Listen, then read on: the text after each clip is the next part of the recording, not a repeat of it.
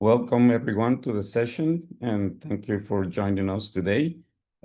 Just a quick few notes. The live transcript is available if required. If you prefer to hide it, click on the live transcript button and select Hide Subtitles. The session will be recorded and the link will be sent to you afterward. It will be available to view for 7 days. Please use the Q&A function if you have any questions during the Q&A at the end. Feel free to use the chat to introduce yourselves and for general comments. Allow me to introduce our speaker, Dr. Joe Hobbs.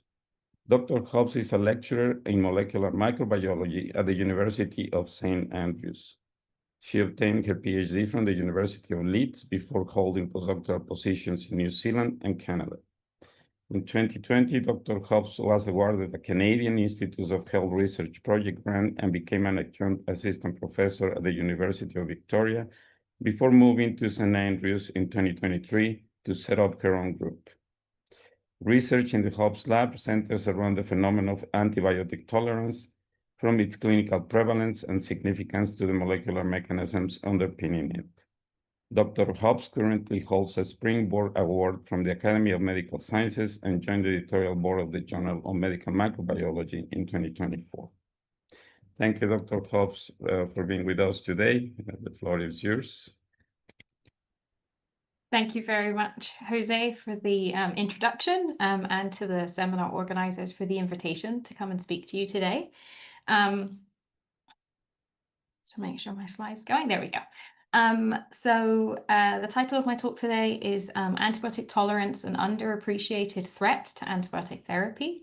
So I'm going to give you a kind of a little summary of some of the work that we're doing and have been doing in my lab, and hopefully convince you by the end of this that antibiotic tolerance is something that we should care about, and that's something that we should be studying further and understanding better. So before I begin, just to say that remind you of the portfolio of journals that the Microbiology Society publishes, and that for every publication in one of these journals, this supports 4 early career researchers to attend a conference. So please consider sending your papers to Microbiology Society journals. And before I start, just to say that I have no conflicts of interest to declare. So the outline for my presentation today, I'll begin with a brief introduction as to what antibiotic tolerance is, just to get that definition clear from the outset and how it differs from resistance. I'm then going to give a brief history of antibiotic tolerance research, so basically covering what we know and what we need to know if we're going to tackle this threat to antibiotic treatment. And then there'll be 2 parts to the research components of my talk. So in the first part, I'll be reviewing the historical data that currently exists in relation to the clinical prevalence and significance of tolerance, and where the gaps are and the issues are, where the gaps are in our knowledge and the issues around some of the data that we have and its reliability. And then in the second part, I'll move on to talk about some of the molecular mechanisms behind genotypic tolerance, and focus on a specific example of work we've done recently looking at the role of an enzyme called PRS and more widely purine synthesis in antibiotic tolerance. So I know we're all very familiar with the global burden that infectious diseases pose, and we're all very aware of these statistics that we now have that indicate just how many millions of deaths each year are related to infectious diseases. And while it's often used, this number, that 37%, or around 5 million of these deaths are associated with resistant infections. In my group, we're more interested in those deaths that are associated with infections where resistance isn't a factor. And of course, there are many different factors that could be playing a role in the treatment failure in these cases. These can be host factors such as, issues with the immune system. There can be issues with antibiotic allergy, other things related to the host, and obviously then a range of pathogen factors, things like biofilm formation. But what we're particularly interested in is how much of a contribution is antibiotic tolerance having in these cases where resistance is not a factor, and yet for some reason the treatment, antibiotic treatment, is still failing to cure the infection. So what exactly is antibiotic tolerance? So I'm sure we're all very familiar with the definition of resistance, and resistance is most commonly detected as an elevated minimum inhibitory concentration, or MIC. So this schematic diagram here is just depicting an MIC determination, a broth MIC. And what we see is that, of course, as you'd expect, a resistant isolate in blue here, the colored circles indicate growth of the bacterium. So a resistant bacterium is able to grow at high concentrations of antibiotic, well above the susceptibility breakpoint. And a susceptible organism can only grow at very low concentrations of antibiotic. And what we see with tolerant strains is that they will have a susceptible MIC. So they are not exhibiting classical resistance. They still are inhibited by low concentrations of antibiotic. But when we perform something like a time kill assay and we actually look at the rate at which they die in the presence of lethal concentrations of antibiotics, so specifically bactericidal antibiotics, then in this, again, a schematic depiction of a time kill, in orange, we can see a susceptible strain which dies at a given rate due to the presence of lethal supra-MIC concentrations of a bactericidal antibiotic. But a tolerant strain that has the same MIC as the susceptible strain will die at an overall slower rate. And this property affects the entire population of bacteria. So the definition of tolerance is describing a population of bacteria which are able to survive for longer in the presence of high concentrations of antibiotic, despite the fact that they exhibit a susceptible MIC. And I'm not going to talk about persistence today, but I just do want to point out that persistence and tolerance are two different bacterial phenomena. And persistence can be considered as a subtype of tolerance because in the case of a persistent isolate, the vast majority of the population will die at the same rate as a susceptible strain, but then a small, usually 1% or less proportion of the population will die at a second slower rate. So it has this biphasic killing curve, whereas with tolerance, the tolerance exhibited applies to the entire population of bacteria. And I won't be using this metric very much today, but I'll just point out that this metric, known as the MDK, or minimum duration of killing, has been proposed as a way to quantify tolerance. So you can see here that in orange, a susceptible strain, it will take a certain amount of time, shown here, to kill 99% of the population. In the case of a tolerant strain, we will see it takes much longer, and therefore there will be a much greater MDK 99 because it takes longer to kill 99% of the population. And the theory here is that tolerant strains, because they are slower to die in the presence of antibiotics, you'll need a longer course of antibiotics to achieve complete killing of the population. And it's for this reason, it's this incomplete sterilization of the culture which leads to persistent infections as well as relapsing and recurrent infections. And I'll just point out here, and I'll come back to this a bit later, but a time kill is the current gold standard way for detecting tolerance.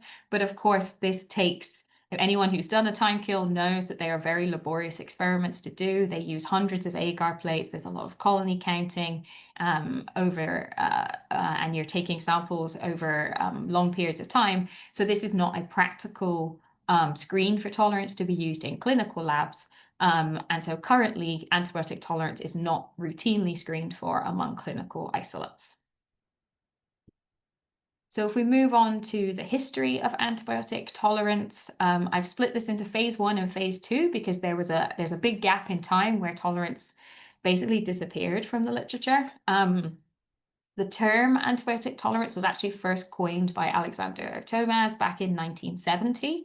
And then a few years later, this first paper I'm showing here in the Lancet, this was the first report of antibiotic tolerance among clinical isolates. And so I've just highlighted a few statements here in the abstract, but in this study, they found 7 tolerant strains of Staph aureus, and these were isolated from a range of different infections, and they were identified in patients who responded very poorly to treatment with antibiotics. And they also in this study looked at the prevalence of tolerance a little bit, and they found that 44% of the bacteremia strains showed tolerance to penicillin. So this was the first evidence to suggest that tolerance was a clinical phenomenon, something that actually occurred in clinical isolates. And so this report was followed by quite a flurry of papers on clinical case studies related to antibiotic tolerance. So cases of treatment failure where the clinical isolate, when then studied in vitro, was found to exhibit antibiotic tolerance. However, around this time, there was also a lot of controversy around the methods that were used to detect tolerance. And back in this era, the MBC-MIC ratio was used quite commonly in many of these studies as a way to detect tolerance. So for anyone who's not familiar, an MBC is the minimum bactericidal concentration. So to determine the MBC-MIC ratio for a particular isolate, you first determine the broth MIC as you would normally, but then to determine the minimum bactericidal concentration, you're plating out these wells around and above the MIC and looking to see whether there are any surviving bacteria in those wells. And the expectation here is that with a tolerant strain, a tolerant and a non-tolerant strain will have the same MIC, but you may expect that a tolerant strain, shown here in red, would have a higher MBC as it's harder to kill all of the bacteria in the population.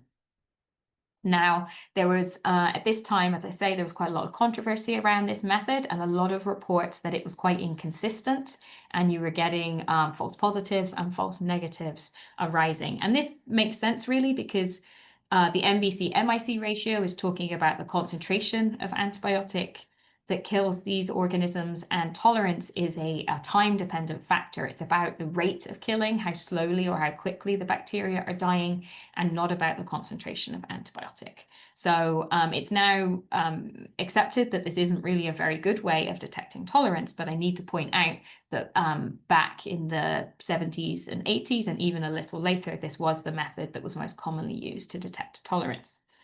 So because of this issue in the field and some questions around whether or not tolerance was really a clinical phenomenon, and depending on how it was being detected, there really was a lull in tolerance research for quite a few years. And it wasn't until perhaps 25 years later, in the early 2010s, that there's been a surge and a revival of the antibiotic tolerance field. And this has probably come in the wake of a growing interest and papers in the field of antibiotic persistence. And as I mentioned earlier, persistence and tolerance are related bacterial phenomenon, although they are distinct. So it was around this time when, as I say, there was a growing interest in the literature again around antibiotic tolerance. And certainly interest in antibiotic tolerance really gained momentum with some important and high profile papers which were published in the 2010s, including this one from Natalie Balaban's group, which quite worryingly reported that antibiotic tolerance actually facilitates the evolution of resistance. So in this study, they were evolving E. coli in the presence of ampicillin in vitro. And what they saw when they were sequencing the populations of bacteria during the different cycles, the different passages in the presence of antibiotic, what was found was that actually tolerance mutations were arising first within the population. So that's shown in the light blue and also this kind of brown color. And that actually in yellow, resistance mutations were arising on top of tolerance mutations. They were arising in a background of tolerance mutations. So it led to this conclusion that tolerance actually, genotypic tolerance mutations actually promote the evolution of resistance. And that makes sense when you think about it, because if tolerance mutations are allowing the bacteria to survive for longer in the presence of antibiotic, then they ultimately have more opportunity to develop those tolerance mutations. So this was a really important study and certainly gained a lot of interest in antibiotic tolerance field again. So what we know today, as I say, there's definitely been a revival of the antibiotic tolerance field. We now know that tolerance, it's been identified in more than 20 different bacterial species. So it's a relatively common phenomenon amongst bacterial species. In terms of the mechanisms, and I'll come back to the mechanisms behind tolerance in detail a bit later, but in terms of the mechanisms, it's commonly associated with slow growth. And again, that makes sense because antibiotics are typically targeting active metabolic processes in the bacteria. So if they slow their growth, then those metabolic processes are slowed down, and therefore the effective inhibition with the antibiotic is less felt. Tolerance, I'll just point out that tolerance can be either genotypic or phenotypic. So my talk and the research in my group focuses on genotypic tolerance, but of course phenotypic tolerance does occur in situations, for example, in biofilms. And there is some evidence, and I'll go over some of this, to suggest and support the fact that there is some clinical significance to antibiotic tolerance and that it does contribute to treatment failures. So just two examples here. These are studies where patient survival rates were correlated and analyzed in terms of tolerance. So in this first study here, we can see that if patients were infected with a non-tolerant isolate, they had much better survival rates than if they were infected with a tolerant isolate. And in this study, they were interested in the probability of survival of the patient in relation to the ability to kill and achieve a high reduction in the CFU count after 72 hours. So here you can see that a strain which is where you are able to kill it more readily and kill more of the population, the patient has a better survival rate. Those bacterial strains where lower reductions in CFUs were achieved, there was a worse survival rate for those patients. So that's what we know about tolerance to date, but what do we need to know about tolerance if we're actually going to tackle this and improve the treatment of these persistent bacterial infections? The first thing we need to know is the scale of the problem. And I'll come back to that in a second in a bit more detail, but we really at this point don't know how big the problem of antibiotic tolerance is. And part of the reason we don't know is because we don't have a quick and easy way to screen clinical isolates for tolerance. We don't have anything which is practically achievable in a clinical laboratory currently. We also need to know more about the molecular mechanisms behind tolerance. And again, this comes up in the second part of my talk, but if we're going to know how to treat these infections differently, whether there are any potential inhibitors that could be used or other strategies to resensitize tolerant bacteria to antibiotics, then we really need to know the molecular mechanisms behind tolerance. We also need to appreciate the wider consequences of tolerance. So as I said, there's some evidence that tolerance facilitates the development of endogenous resistance, but are there also any consequences for virulence in bacteria and also potentially the transfer of mobile genetic elements and resistance genes as well? And then finally, it's all well and good detecting tolerance among clinical isolates and knowing that a patient is infected with a tolerant isolate, but how would that change how we treat the infections in those patients? So how would we treat infections caused by tolerant bacteria differently to how we treat non-tolerant infections? There's still quite a lot of gaps in our knowledge. So that's the general area of research of my lab. Our overall goal is to improve the diagnosis and treatment of these persistent bacterial infections by understanding this phenomenon of bacterial tolerance. So we have four main areas of research in my lab. We're interested in the clinical prevalence of tolerance, and I'm not going to talk about the work we've been doing to try and develop a rapid screen for tolerance that could be used in clinical labs, but that's one area of research we have.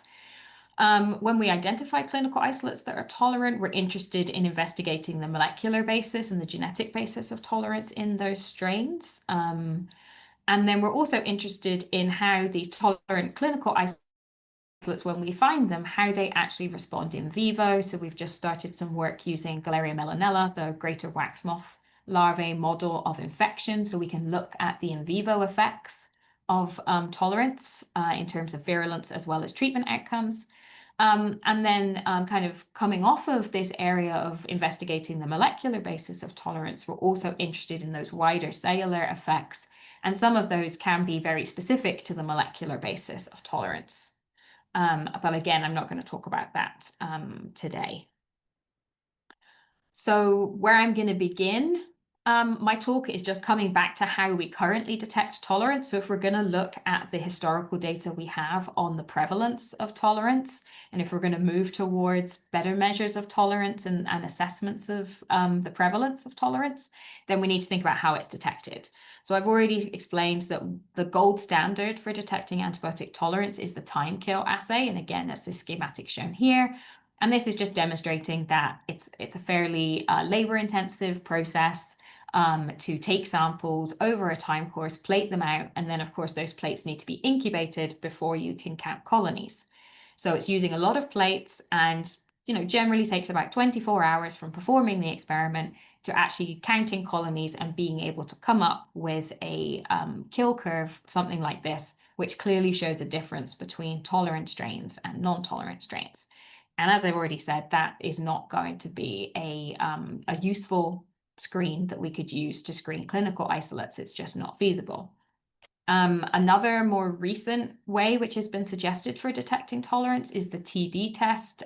This has been developed by Natalie Balaban's group.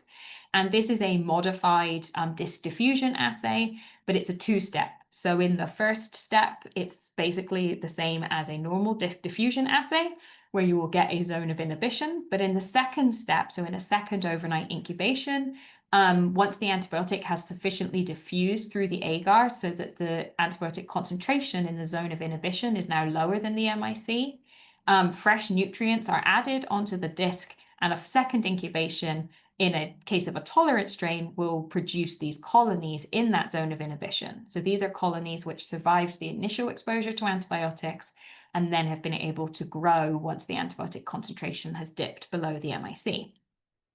So again, this is fairly simple and could be implemented in a clinical lab. However, it's not rapid as it includes 2 overnight incubations, and it's also not really quantitative because it's just based on the number of colonies that are found in the zone. So those are the 2 methods we have currently that we think are fairly reliable in terms of detecting tolerance. But when we look back at the historical data of the clinical prevalence of tolerance, what do we know? How big do we think this problem might be? So one thing we did in my group last year was to just perform a literature search and try and pull out all of the studies that have reported on the clinical prevalence of tolerance since its discovery. And so we found 48 different studies beginning back in 1975 and more recently up to 2017. Although 70% of these studies were pre-2000. And unfortunately, that means that there are possibly some issues with the methodology that was used to detect tolerance. But amongst these studies, there were 21 bacterial species or groups that were included. And the sample size in each of these studies varied drastically. Obviously, a sample size of 2. Then once you look at your percentage prevalence, there's not going to be much difference between 0. There's not much sensitivity between 0 and 100%, but some studies did include large numbers, large collections of clinical isolates.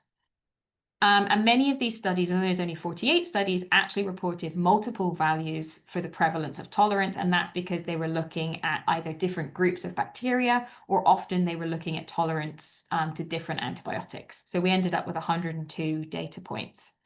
And as I said, there may be some methodological issues that undermine the reliability of these data.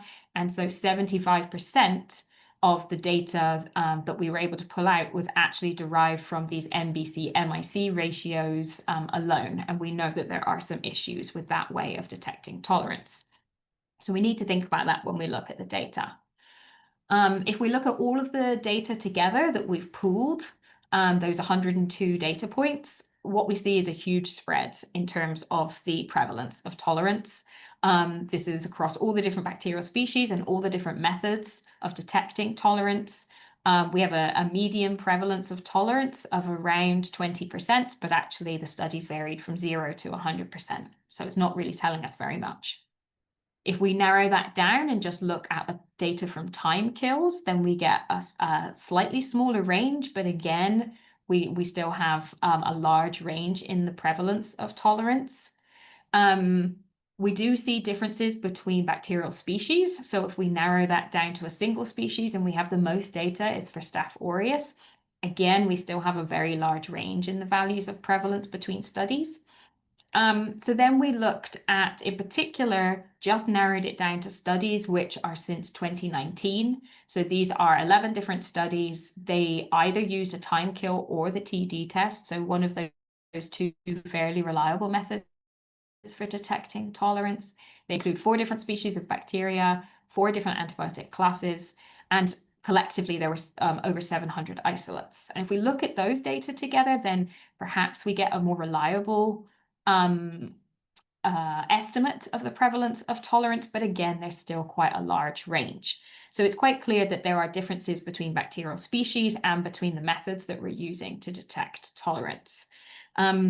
And the other thing we need to think about is that there may be differences in the prevalence of tolerance depending on the infection type. So a number of studies have looked at that. I've just put 3 examples on here, 2 of these more recent studies at the top, that have actually compared the prevalence of tolerance between different types of infection. So in this first study with Pseudomonas aeruginosa infections, they looked at 2 different antibiotics in terms of tolerance, and they grouped the bacterial isolates in relation to whether they were causing an acute infection or a chronic infection. And it's quite clear to see that in the group of acute infection isolates, the rate of prevalence of tolerance was still quite high at around 20%, but it was much lower than was seen in the chronic isolates. Again, if we look at, these are some E. coli bacteremia isolates. If we look at a random selection of bacteremia E. coli isolates, then prevalence of tolerance was around 8.5%. But when we specifically look at the recurrent infections, then that rate of that prevalence of tolerance is now much higher and is closer to 30%. And in this final study, looking at vancomycin tolerance in pneumococci, looking at nasopharyngeal isolates, there's a relatively low prevalence of tolerance, less than 4%. However, when they looked at invasive isolates, so those associated with invasive infections such as meningitis, then the prevalence of tolerance was greater than 10%. So it's clear that there's differences between bacterial species, potentially the antibiotic being used, and the type of infection. And this is probably all clouding this historical data we have on the prevalence of tolerance. Now, the other factor that we also considered in this review of the literature was the clinical significance of tolerance. So what evidence do we have to say that tolerance that we detect in vitro actually translates into treatment failures in the clinic? So there's 2 ways of looking at this. There are in vivo animal model studies with tolerant and non-tolerant strains, or there are retrospective and prospective clinical studies. So there's evidence from both of these types of studies, but again, the evidence is a little bit mixed and sometimes confounded by the methodologies used to detect tolerance. So in the in vivo animal model studies, there were 8 studies we found from between 1979 and 1994 that included 3 different pathogens. And in 4 of these studies, they did actually report treatment failure rates. And collectively, the data were quite striking in that if an animal was infected with a non-tolerant strain, they had a much lower rate of treatment failure than if they were infected with a tolerant strain. But I will say that the data between these 8 studies was not clear-cut, and especially with Staph aureus, there was, in some of these studies, there was no difference in treatment failure rates between tolerant and non-tolerant isolates. But again, these studies are historical, and in many cases, they were using the MBC-MIC ratio to detect tolerance. So there may be some issues there. In terms of the clinical studies, we found 10 studies from 1979 up to 2022 that looked at the prevalence, looked at the clinical significance of tolerance among patients. They included 4 different pathogens. In 6 of these studies, they reported mortality or clinical failure rates. And in general, there was higher mortality and higher rates of clinical failure among patients infected with tolerant isolates than with non-tolerant isolates. So in this one example I'm showing here, this was cases of Staph aureus bacteremia, and they were looking at vancomycin tolerance. And they saw that the clinical failure rate was significantly higher in those patients infected with a tolerant strain than infected with a non-tolerant strain. But again, out of these 10 studies, it isn't clear cut. We don't see that it's always the case that there is a difference in treatment failure between patients infected with tolerant and non-tolerant strains. But there were a few other factors that have been considered. So in one study of E. coli bacteremia, they did report, while they didn't see differences in mortality rate, they did see that patients infected with a tolerant isolate had longer hospital stays and also significantly higher risk of reinfection. So overall, what can we really conclude from this historical data about the prevalence and the clinical significance of tolerance, and where are the gaps in our knowledge? So first of all, we can probably conclude that the clinical prevalence of tolerance is not 0, but we really don't have a good handle on how big the problem is, mainly because of all of the methodological issues and the lack of a standardized method for detecting and quantifying tolerance. Perhaps we could say that it's greater than 10% is the prevalence of tolerance, but we can't really say that with any confidence. As I said, many of these historical studies into the prevalence of tolerance and the animal model data on the clinical significance of tolerance, they're likely unreliable due to the methods that were used at that time and the reliance on the MBC-MIC ratio. In the animal model studies, there were also issues depending on which isolates were chosen to be studied. So often a tolerant and a non-tolerant pair were used and compared, but they were not isogenic or they were not from the same patient, and there were a variety of issues. And also very few isolates have been studied in these animal model systems. But overall, we can say that data from the clinical studies generally indicate a negative impact of tolerance on treatment outcomes. So there does seem to be the evidence there to say that in vitro tolerance does translate into worse outcomes in terms of treatment. But we could really do with some better data on that. So the needs we still have in this area are that we need a consistent methodology for tolerance detection, and that really needs to be implemented in all of these different studies to make sure that we really are comparing tolerant and non-tolerant strains. And then in terms of the in vivo studies, the animal model studies, we really need an evaluation of isolates which have different mechanisms of tolerance, because many of these studies only used a single pair of tolerant and non-tolerant strains, and often the mechanism of tolerance wasn't even known in those strains. And so it may be that some mechanisms of tolerance have a greater impact on in vivo treatment outcomes than others. And so again, in my group, we're now working with the wax moth larvae model of infection, and we're trying to look into this and trying to test isolates that have very different mechanisms of tolerance. So that brings me on to the second part of my presentation, looking at the molecular mechanisms of tolerance and what we know, and then an example of some work that we've done recently. So if you Google mechanisms of antibiotic resistance and you look for a figure, you're overwhelmed with a number of options. There's lots of options out there, something like this from a recent review article. And we have a really good handle on the mechanisms behind antibiotic resistance.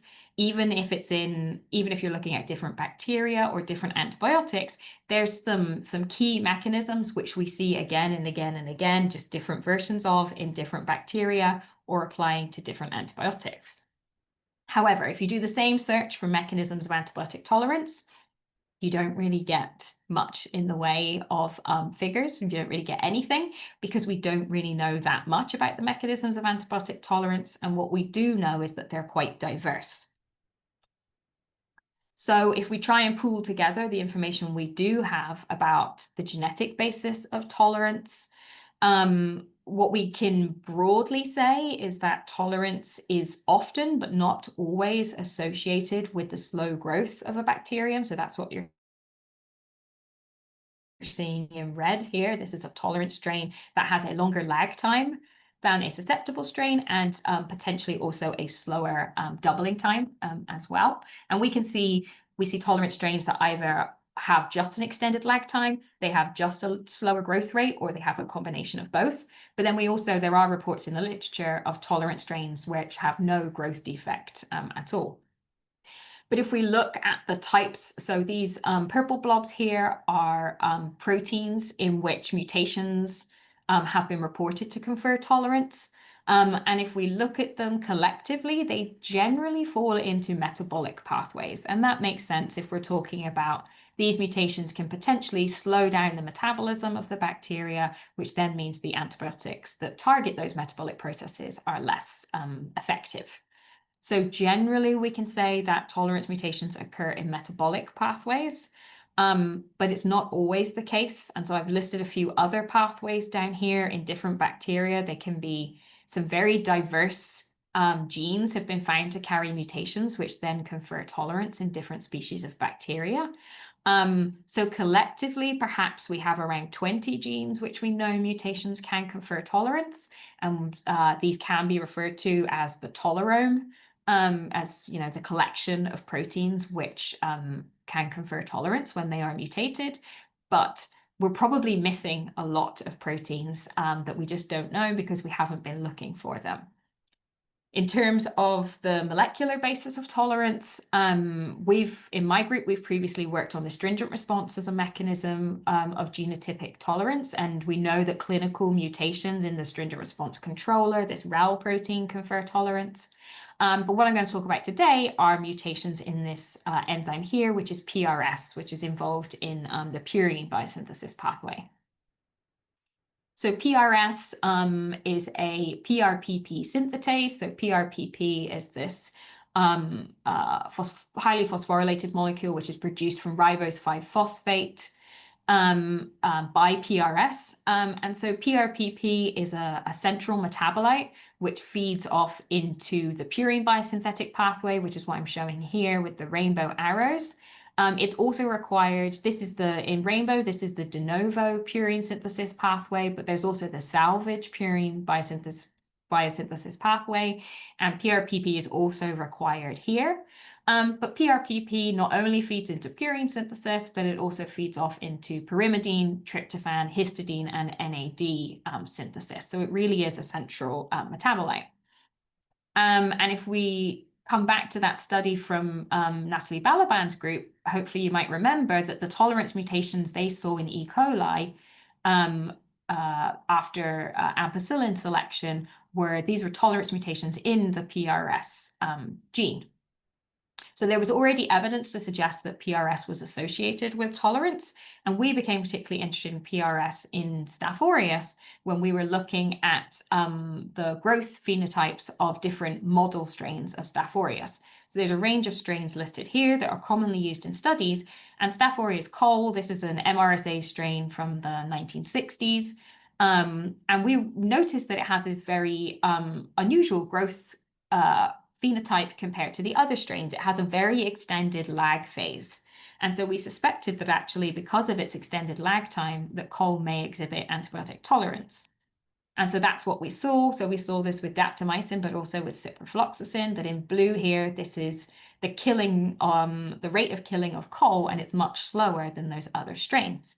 And when we did some genome analysis on cole, we found that actually it has a mutation in PRS, and I won't go into the rest of information. We did rule out some other mutations, but basically we narrowed down that the tolerance and slow growth phenotype of cole is predominantly due to a mutation in PRS.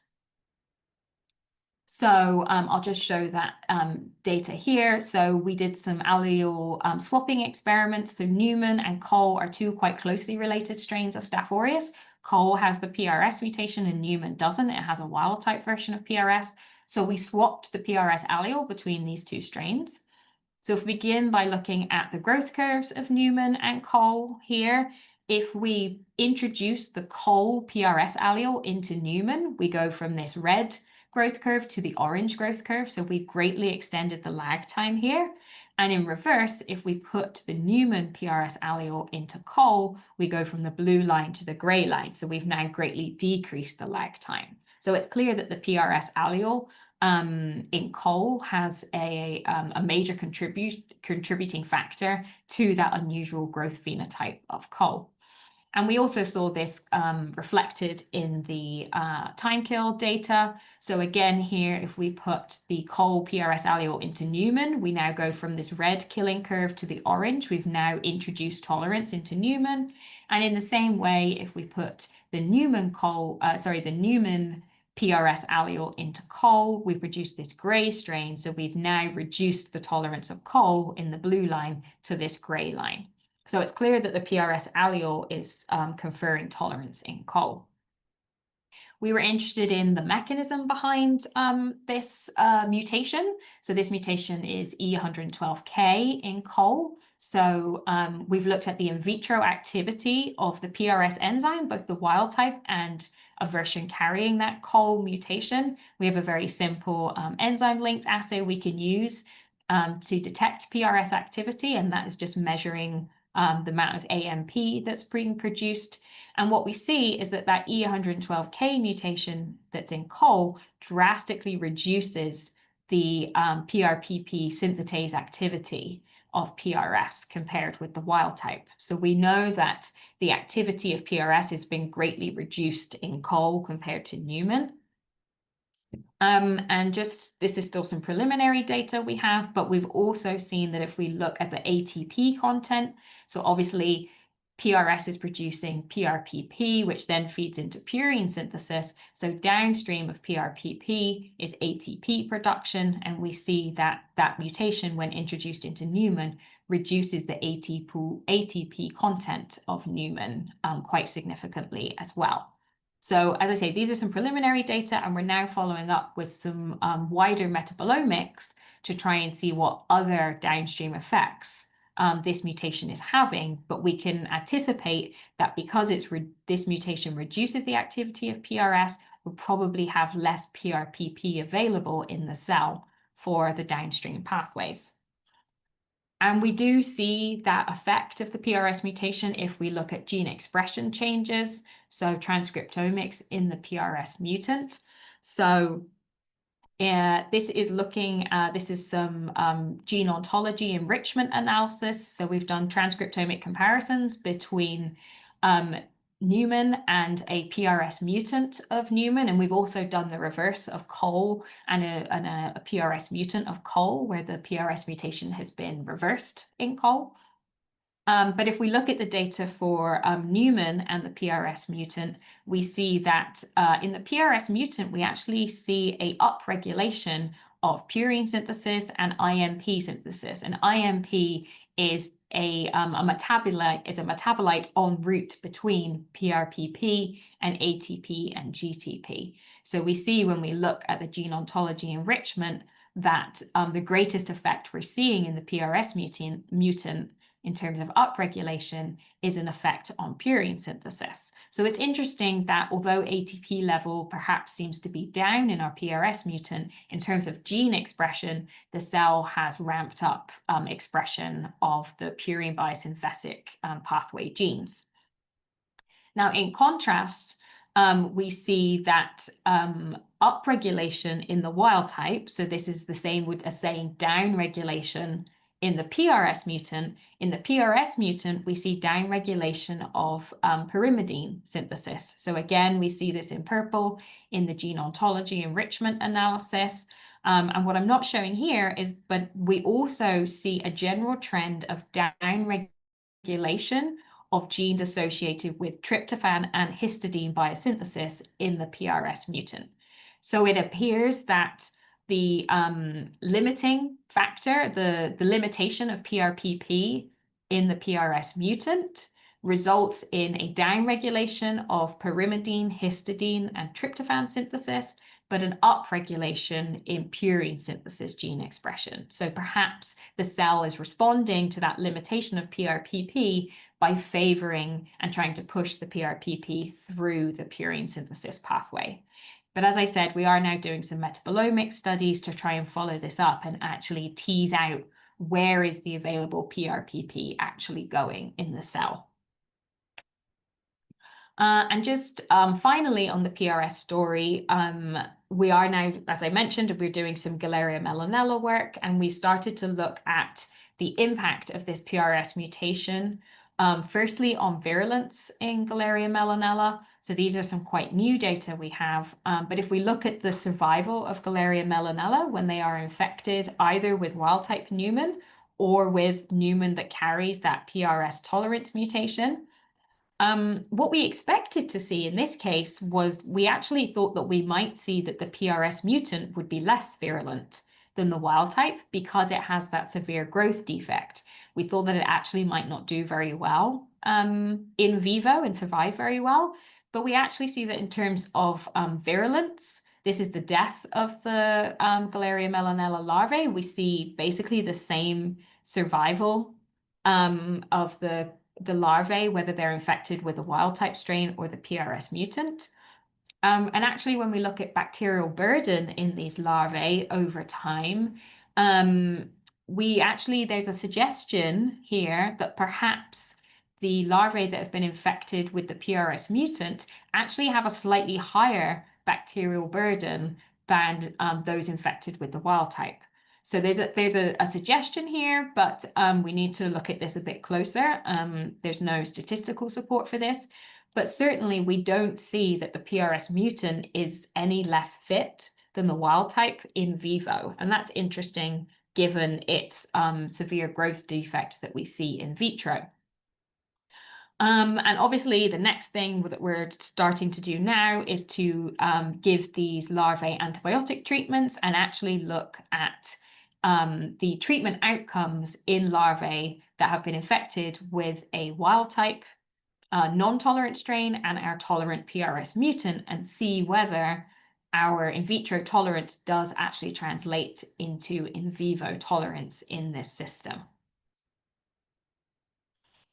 And just to finish up on this purine metabolism section, and I know this is a hideously detailed figure that just contains a lot of information that needs explanation.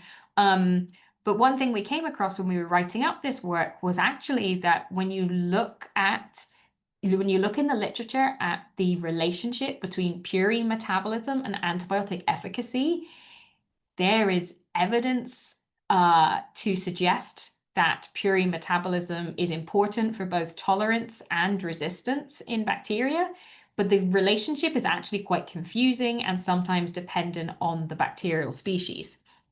So for example, up here, we've seen that we know that in Staph aureus and E. coli, PRS mutations that have reduced the activity of PRS and presumably reduce the purine content of the bacteria leads to tolerance. However, in other situations, deleting a purine biosynthetic pathway gene from Staph aureus actually leads to increased antibiotic killing, but the opposite effect is seen in E. coli. So here we have a MUR-M, and MUR-M is one of those enzymes involved in the purine, the de novo purine biosynthesis pathway. If you knock that out in Staph aureus, you see increased antibiotic killing, but if you knock it out in E. coli, you see tolerance. So there seem to be some differences here. And also if you look at the literature, you can see that actually purine metabolism is quite important in resistance as well. And actually that's going to be the topic of the next Journal of Medical Microbiology seminar, which is happening on the 27th of June, given by Professor James O'Gara, in their work looking at the role of purine nucleosides as potential adjuvants to resensitize MRSA to these beta-lactam antibiotics. So there is some interest in perhaps targeting purine metabolism in bacteria as a way to reduce their virulence, because it's been associated with virulence, in particular in Staph aureus, or as a way to resensitize bacteria to antibiotics, but we need to be careful here because we also need to consider tolerance, and potentially we see different effects in different bacteria and opposite effects. So I think there's certainly more work to be done in this area to fully understand purine metabolism in relation to antibiotic efficacy. So with that, just a few conclusions on the COL and PRS part of my talk. So we now know that a clinical PRS mutation that was found in COL, which is, as I said, an archaic clinical isolate of MRSA, that mutation confers a severe growth defect as well as multi-drug antibiotic tolerance. That E112K mutation reduces the PRPP synthetase activity of PRS, which ultimately leads to a lower ATP level. And what I haven't got into in this talk is that there is a general trend that lower ATP levels are a common feature of tolerant bacteria, as well as possibly persistent bacteria. And then our transcriptomic profile of our PRS mutant suggests that perhaps there's a diversion of PRPP away from pyrimidine and amino acid synthesis and towards purine synthesis in our PRS mutant. And then finally, surprisingly, we've seen that our PRS mutant is actually not less virulent than the wild type in the Galeria melanella infection model. And of course, we now need to follow this up by looking at treatment outcomes with antibiotics in this system as well. So just a final thought, where is the field of antibiotic tolerance going? What do we know? What do we need to know if we're going to tackle this? First of all, I think we need a rapid and standardized tolerance detection method. So something which is going to be feasible to be used in clinical laboratories. And as I said, it needs to be standardized across different studies because we do see that as a confounding factor between studies from different groups and historical data on tolerance. We really need more information and more evidence for the in vivo significance of tolerance. We need characterization of strains with different mechanisms of tolerance in vivo systems if we're really going to understand what the relationship is here between in vitro tolerance and in vivo treatment outcomes. And then finally, we need to think about what our treatment options are. So as I said at the beginning, if you find out that a patient is infected with a tolerant isolate, how would you treat them differently? Would you use existing antibiotics in a different way to treat that patient? Or is there the potential to have inhibitors? But again, when we have so many diverse mechanisms of tolerance, are you going to have to know the genetic basis of tolerance in order to give an appropriate inhibitor? Or potentially are there ways that we can stimulate the metabolism in these tolerant bacteria and resensitize them to antibiotics? And with that, I will just acknowledge the members of my group who contributed to the work that I've presented today. So Claire Stevens is a PhD student in my lab who's conducted all of the PRS work with some help from Ashley DeVenter, another PhD student. And together, they really did a lot of the work on the review of tolerance and the clinical data that I presented. And then we've had some help with our transcriptomic data analysis from Paul Johnston. If you're interested to know more about that PRS story, it has just been accepted for publication and will be out shortly. But in the meantime, it's also available on bioRxiv. And just to say that research in my lab is currently funded. So Claire is funded by a PhD studentship from the University of St. Andrews. This PRS work is funded by a Springboard Award from the Academy of Medical Sciences. And the original COL project was started back in Canada as part of my Canadian Institutes of Health Research grant. And with that, I'd be very happy to take any questions. And thank you very much for listening. Thank you, Jo, for a great talk and very interesting topic. Calais, would you like to start? Sure. Thank you. Thank you, Jo. It's really, really very nice talk. Great slides. And it really reflects, attention to details. So the question we had, and I think Peter Coyle had here as well, is the tolerance table, and then you answered it by moving the PRS mutation to the different strains, which is fantastic. So I have a whole bunch of questions, but I'll put two now, and then I'll come back later, right? And the first one is, there's a clearly, strains with a complete deletion versus a point mutation. That's going to really cause a difference in the phenotypic. In many instances, we know that it makes a difference in the phenotype of the strain. And E112K, in one cases, it increases tolerance. Another case, the loss of it is you are seeing a different property, at least based on the literature. You want to comment on that first before I ask the next one? Joe, Yeah, your you're mic muted. is off. Thank you. So I think that perhaps the PRS point mutations that have been seen in E. coli and then the one we've seen in Staph aureus, they are slightly different to the knockouts in the other purine biosynthetic pathway genes that have been reported. And I think because PRS is producing a molecule which is not only used by purine synthesis, but it's used in other pathways as well, I think perhaps almost the PRS point mutations are a separate case compared with the knockouts that we see. But I agree that there's a huge difference between a point mutation and a knockout of a gene. And of course, the studies with the knockouts of the purine biosynthetic pathway genes that's probably something that's unlikely to happen naturally in a bacterium. But it's interesting with those that we see a different response between E. coli and Staph aureus and almost the reverse response.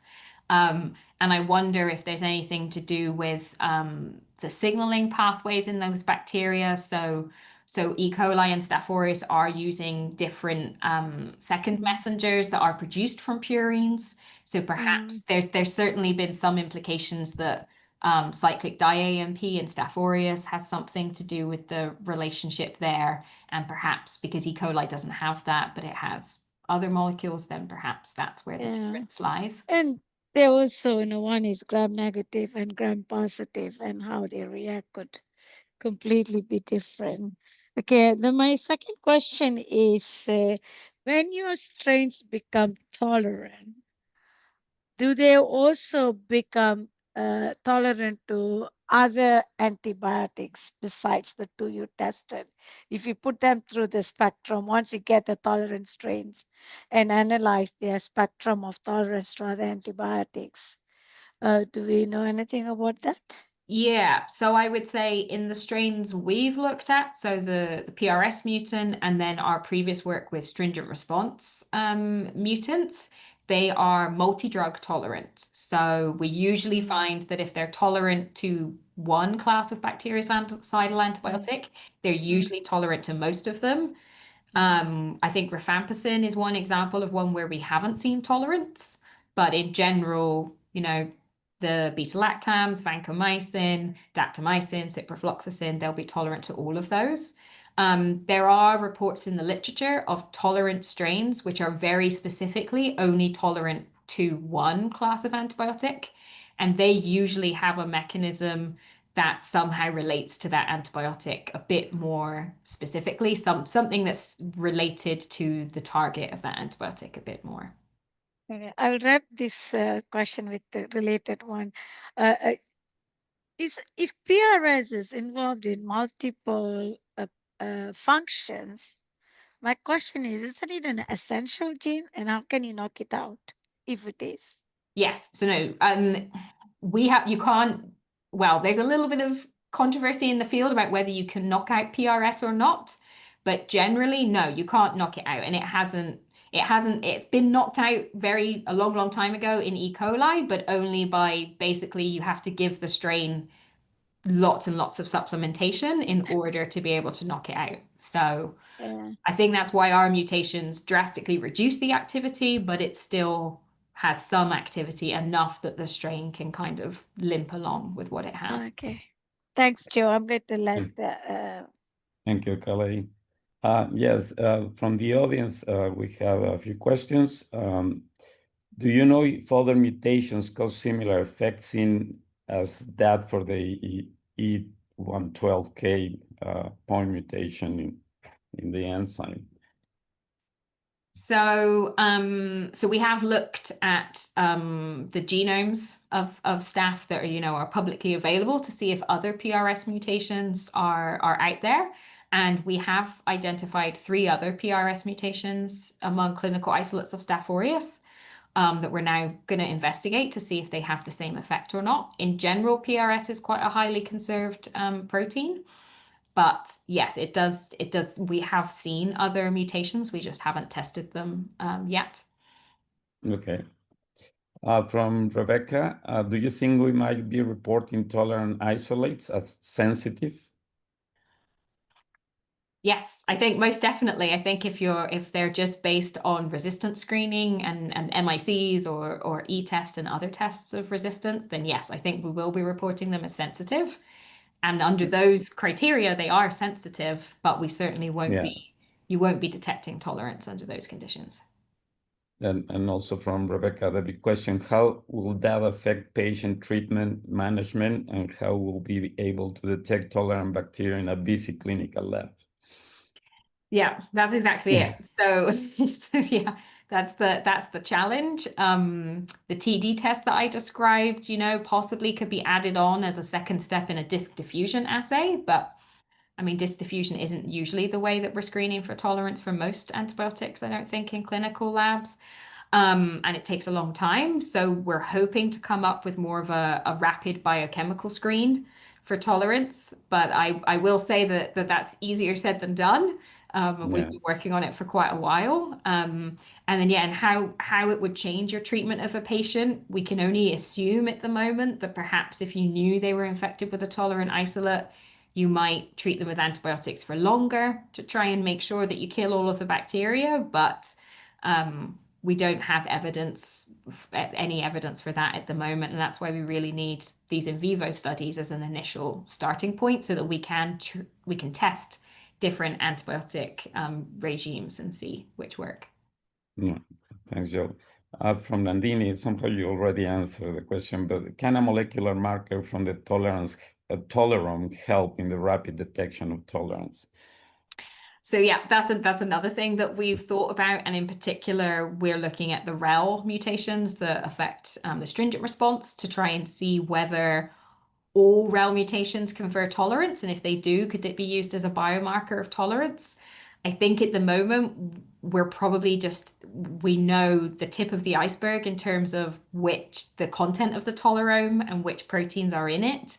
I think there's probably such a vast number of proteins that can be mutated and confer tolerance that using it as looking for biomarkers in the genome, we're a long, long way from being able to do that. Peter Coyle is asking, is tolerance considered in clinical treatment guidelines? No, not at all. And I'm always amazed when I go and speak to clinicians and consultant microbiologists, and they haven't heard of tolerance. So no, it's certainly that's a problem. Yeah. can you one second? Yeah, sure. Go ahead. Joe, unshare your slide deck, please. Sorry? And I'm asking Joe to unshare. So. Oh, yes, Thank you. Yeah. So can I ask more questions? Sure. Go ahead. Okay. So my question is really regarding tolerance. I want to sort of go sideways here a little bit. So tolerance at polymicrobial infection, right? I mean, we are doing it at a petri dish level. It doesn't always translate to in the clinical setting. So how do you are you planning to test it? How do you envision we go and look at tolerance at a polymicrobial infection? Yeah. So I think it's something that it's not something that we're planning to do currently. I think we have lots more. I think we have so much on our list to do with just looking at single pathogens at a time, but certainly there is some evidence in the literature that the presence of other bacteria or other microbes can potentially induce tolerance in some bacteria. So I think there's the polymicrobial aspect of infections is going to be really important. I'm just not sure how we would get at that just yet. Okay, thank you. You can go to the audience again, dear. Yeah. From Nandini, is there any report on tolerance related to nitrofurantoin in E. coli? Oh gosh. That's a very specific question about Yeah. that antibiotic in E. coli. Yeah. Not that I am aware of. I haven't seen that one come up in the literature. I have to say it's not, I don't know that it's one that anyone has, I'm aware of that anyone has looked for with tolerance. I mean, off the top of my head, I don't even know if that's a bactericidal or a bacteriostatic antibiotic. And tolerance only applies to bactericidal antibiotics. Yeah. Joe, going back to these experiments that you did in Galleria, they are very interesting, the fact that it's not affecting virulence. So do you think the mutant is getting some benefit from the microbiota, even in Galleria? Yeah, That's potentially, yeah. compensating for the defect that I don't know if it's feasible to do experiments like to pre-treat the larvae and then infect and see if there is any changes in how the mutant behaves in Galleria. Yeah, but yeah, that's a really interesting thought. I guess it's possible that the nutrients that they are less able to produce themselves, they could be getting from their neighbors. So yeah, potentially you could look at it that way. Our other thought about the fact that we expected the PRS mutant to be less virulent and have lower burdens in Galleria compared with the wild type, and it didn't, was that perhaps the antibiotic tolerance that it has, that mechanism also means that it's more tolerant to elements of the immune system in Galleria. So perhaps it is less fit or less, grows slower in vivo, but that's counteracted by the fact that it's able to survive the immune system slightly better than the wild type strain. As I say, those experiments are very new. There's lots more to do there. No, it's very interesting, the observation. Regarding this schematic graph that you were showing, comparing susceptibility between tolerance and persistence, I'm just wondering, in terms of persistent strains, can you get persistent strains out of tolerant strains? I would imagine so. I don't know that we've ever looked at that kind of very, very small population that's left at the end of a time kill. But I think persistent populations they're usually there in every bacterial strain, right? It just depends how big that population is. So I don't see why they wouldn't be there and present in a tolerant strain as well. Yeah, I was just wondering if the mechanisms will be different, comparing persistent strains that are coming out from susceptible strains versus tolerant strains. Yeah, there's certainly some overlap in the molecular mechanisms between tolerance and persistence, and especially this feature of low ATP content. There definitely is some overlap there. Yeah. Okay. There's a question on the there are a couple of Q&A. questions. It's an interesting question, but I think is the tolerance horizontally transferable? Well, I'll let you answer, then I'll give my opinion. Yeah. I would say currently, no, it's not. Because these are point mutations that are happening in metabolic genes. So no, they're unlikely to be found on mobile genetic elements. Yeah, that's the right answer. Because if there is a point mutation on the genome, It's not going to be moving around Mhm. anywhere soon, anytime soon. So the other question is, I know you're already going to look at the metabolomes to see what's happening at the downside. And correct me if I'm wrong, we know based on the slow in the growth rate, your doubling time is immensely reduced, right? So that allows them to not affected by the antibiotics because many, not all, the beta-lactams only targets the growing cells. So is there at any point can we use the doubling time of an organism to argue for tolerance, or could it be something else altogether?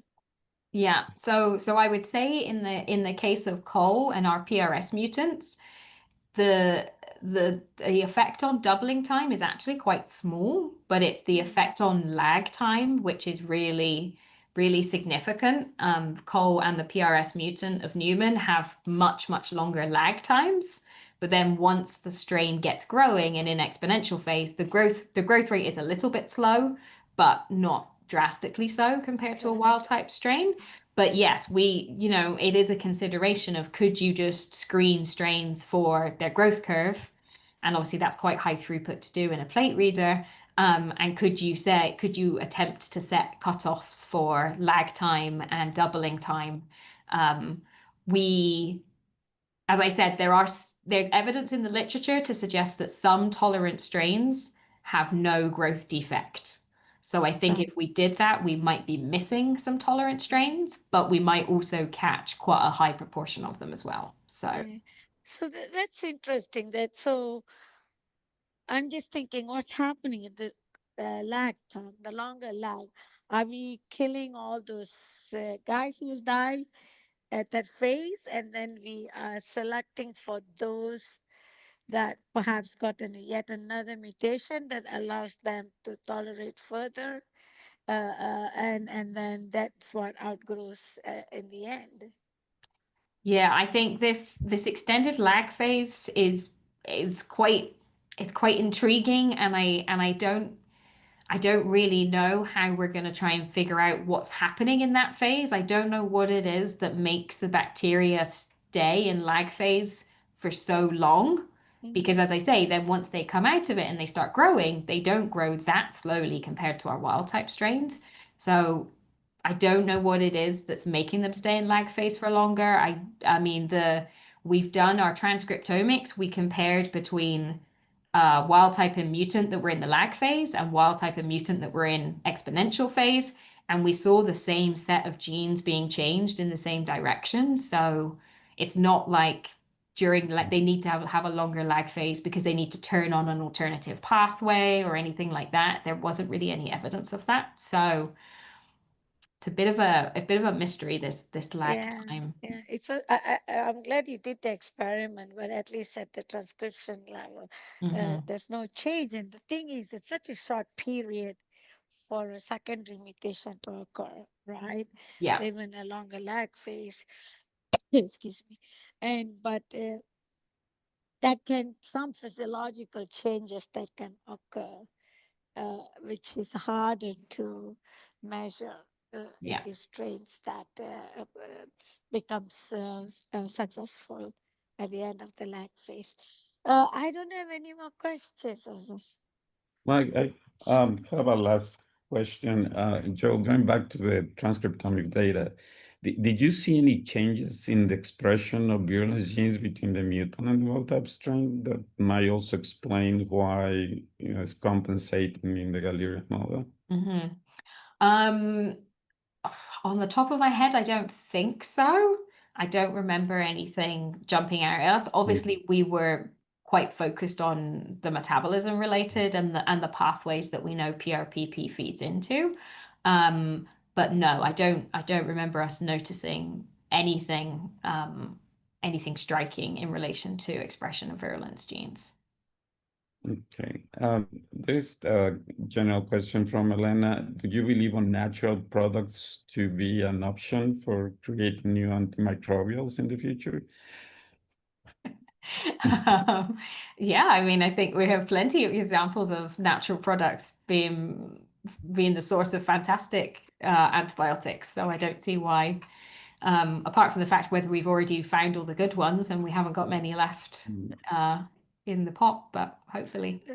Yeah, we still have a lot of the world yet to be screened for new antibiotics. So Yeah. that was an interesting question, but I think can we detect a tolerance using PCR testing?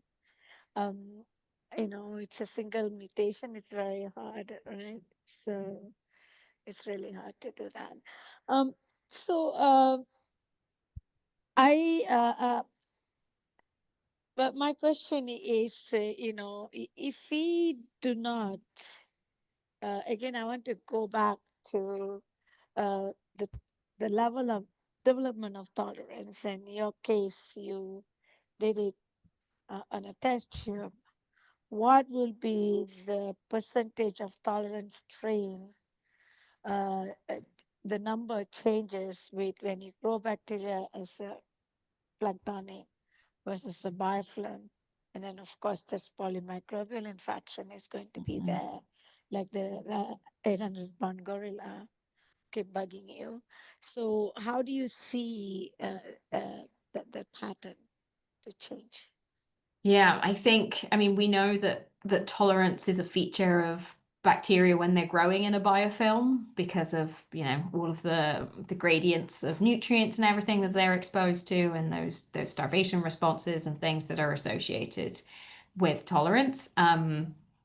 I would say I personally stay away from phenotypic tolerance because it's too hard to study outside of, a patient.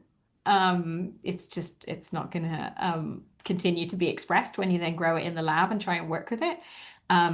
But yeah, I mean, if I imagine that the rates of phenotypic tolerance that you would see clinically are going to be even higher than those that we see in terms of genotypic tolerance. And yeah, it's perhaps if we can have strategies that would target genotypic tolerance, we might inadvertently also have a positive effect on those phenotypic tolerant bacteria as well. So, I have a proposal for your student then. Short of doing the experiment, there are many, many, many omics data for biofilm omics data. And people always tend to focus on genes of their interest and ignore metabolic genes quite often. So perhaps if we look at the metabolic gene expression in those existing genomic data or the public data, you might find that in many cases there is a difference in purine and pyrimidine metabolism, even with the PRS, and they sort of draw, write a nice review, taking this data to what is existing in BAFLM data. And we would welcome that to JMM. Yeah, no, that's a really interesting idea. Yeah. Yeah. So we did that a number of years ago. We really compared, and you can go find my paper. It's been a long time. We did that for Pseudomonas, and we looked at about 23 transcriptomic studies and looked at how people just ignore all the, just focus on, oh, my gene is overexpressed, this gene is underexpressed, but not really comparing every study that is unrelated to you. And in the end, you will see that the genes go up and down in every condition you test.